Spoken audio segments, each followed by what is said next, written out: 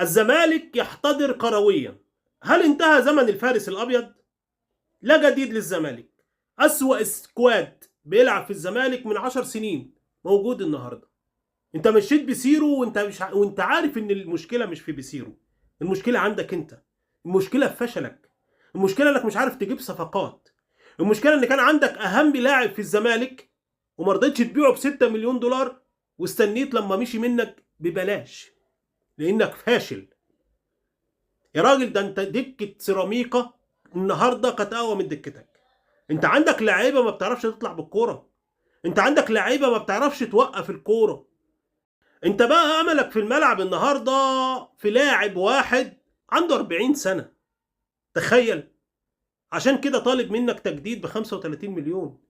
اللاعب ده لو في فريق تاني كان مشاه. انت مش متخيل. ولا جديد تحت الشمس.